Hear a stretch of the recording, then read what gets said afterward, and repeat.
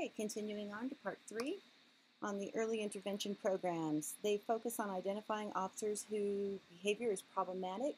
In fact, there are a number of early intervention programs which start out with the officer supervisor and continue on through internal affairs. And with the advent of technology, these programs really started growing in the year early 2000, and therefore it's amazing how officers that might have not popped up on the radar of supervisors are now popping up due to citizen complaints, use of force, things like that. All right, this has to finish our chapter 10, and now we are going to go on with chapter 11, which has to do with police misconduct. And we're not going to watch, there's some videos in here, we're not going to watch them, but I will make sure that I direct you to the correct place to watch them. All right, there are some important terms in here that you want to know. All right, ethics, we've kind of referred to what ethics is in chapter 10, but I'll review it. It refers to the moral obligation of humans to act in ways that are good and proper. And that in 1894, so corruption goes way back, the Lennox Commission was an investigative group appointed by a coalition of concerned citizens and good government groups that had closed hearings into police corruption in New York City. And it reported that corruption was systematic and pervasive, and it was a condition that was attributed in large part to malfeasance, misfeasance, and nonfeasance in the higher ranks. Basically, people weren't happy in their job and that they weren't reporting others that they knew were engaged in corruption. A big case, and if you haven't seen this movie, go see it. It's called Serpico, and it's a true story, the movie is, and it was based in 1971 when Frank Serpico brought to light the police corruption that was occurring in New York City, and how the Knapp Commission investigation that followed uncovered widespread corruption among officers at all ranks. In the 1980s, Philadelphia saw more than 30 officers that were convicted of taking part in a scheme to extort money from drug dealers. So corruption at all levels takes place in police departments, especially back in the 60s, 70s, and 80s. This is just a quick little video over Frank Serpico. So go see the movie if you haven't, or at least go see a trailer of it. Okay, in the mid-1980s, a major corruption scandal hit Miami, and it found that about 10% of the city police were either jailed, fired, or disciplined in connection with a scheme in which officers robbed and sometimes killed cocaine smugglers on the Miami River and then resold the drugs. Pretty bad. That was a pretty bad case.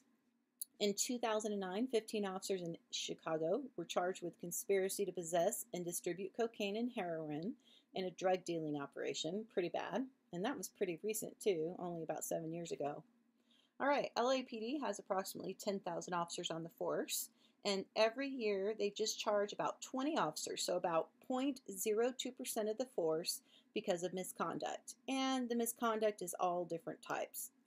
It can be bad things such as selling drugs, excessive use of force, and it can be such things as accepting gratuity, which we're going to look at in a minute.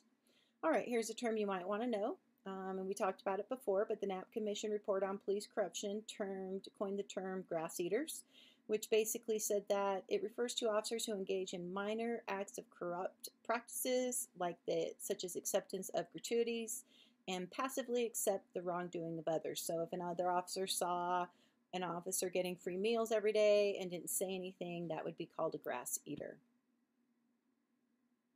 All right. The Knapp Commission also termed meat eaters. Those are officers who are engaged widely in corrupt and unlawful practices during the performance of their duties, such as taking money so as not to arrest somebody for a DUI, let's say. And then there's our stars. That means it's important. The rotten apple theory that holds that, see all these apples, that the majority of officers are good officers, but ever so often you have a corrupt officer that gets in there and is affected by corruption. All right, so do we want our police to be honest and trustworthy?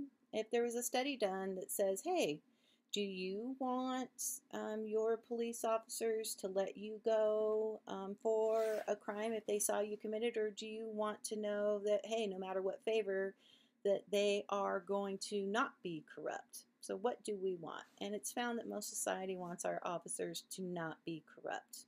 In fact, the Christopher Commission was an investigative body created by the former Los Angeles Mayor Tom Bradley in 1991 in response to several high-profile media accounts of various acts of corruption by LAPD members.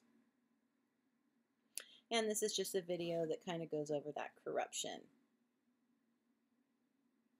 The Christopher Commission key findings, and this just tells you what the video says, so that's why we're not going to watch it. It says a small but significant number of police officers systematically engage in acts involving excessive force. Police administrators clearly knew who the problem officers were, but took little or no preventative measures to address the problem. A new policy needed to be adopted that would hold both individual officers and command staff accountable for future acts of malfeasance.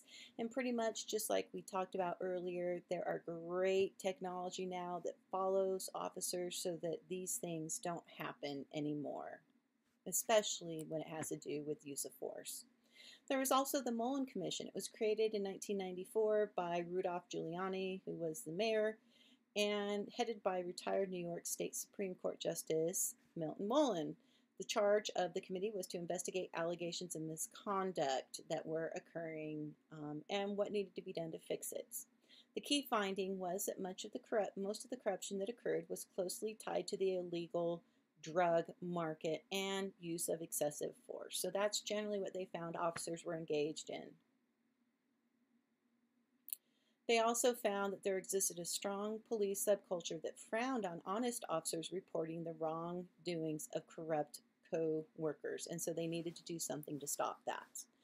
But what they really found was that the most widespread form of police conduct included taking gratuities, such as discounted clothing or meals to free alcoholic beverages and even commercial sex, such as McDonald's gave 50% off to cops, 50% off at the coffee club, various places gave free alcohol, and even free lifts home in official vehicles, which are all not supposed to be done per department policy.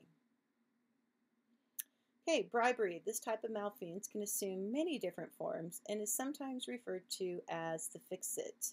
It involves police officers taking no enforcement action when they are normally required to do so. So in exchange for money, officers will not write tickets or arrest somebody that they may know.